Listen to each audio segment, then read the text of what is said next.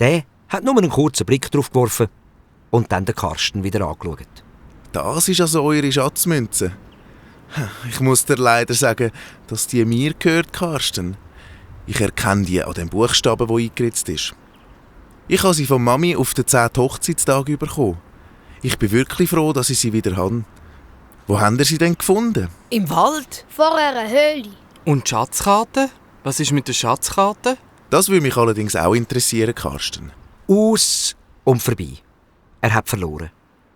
Jetzt noch zu lügen, war zwecklos. Der Karsten hat den Vater oder die anderen nicht gewagt anzuschauen.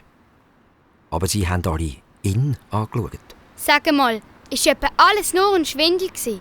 Hast du uns die ganze Zeit nur etwas vorgemacht? Nein, nur... Nur was? Nur die Karte.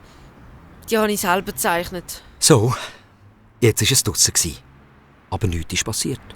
Aber warum hat die Karte denn so alt ausgesehen? Das war alles Papier aus meinem Schrank. Das war schon ganz vergilbt. Mann, warum hast du das gemacht? Das kapiere ich nicht. Ja, das war so eine Sache. Eigentlich hat der Karsten ihnen zuerst nur einen Streich spielen, weil ihn der Kalle mit seinem Getue ständig geärgert hat. Als er die Höhle gefunden hat, ist ihm die Idee mit der Schatzkarte gekommen. Er wollte noch ein bisschen angeben und der Anführer sein bei dieser Schatzsuche. Er hat den Schatz bei der Frau Duppe in ihrem Garten eingezeichnet, weil er sicher war, dass sich niemand dort getraut. Ja, leider sind die anderen mutiger gewesen, als er gedacht hat. Die Wahrheit hat er ihnen aber auch nicht sagen.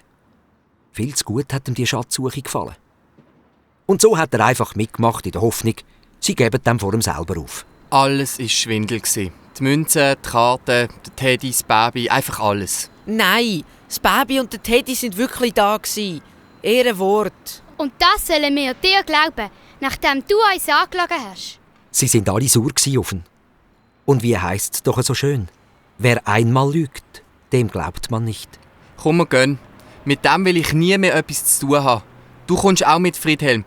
Ab sofort bist du kein Partner mehr, hast du verstanden? Was meint ihr eigentlich, wer ihr seid? Euer blöde Detektivbüro. Könnt ihr euch an den Hut stecken? So, warum bist du denn so scharf darauf aufgenommen zu werden? Ich? Ja, wer hat mich dann gefragt? Das bist doch du gewesen. Und wer hat denn Belohnung kassieren? Auch du natürlich. Das ist alles deine Schuld, wenn du nicht so gelogen hättest. Weißt du, was du bist? Du bist ein ganz skiheiliger Blödmann. Ihr alle sind das. Mann, wieso wir? Weil ihr alles mitgemacht hättet, um an den Schatz heranzukommen. Wenn da einer ein Blödmann ist, dann ja sicher wohl du selber. Wer hat denn einen Plan gemacht? Und wer ist sich vorgekommen wie eine Mischung aus Old Shatterhand und James Bond?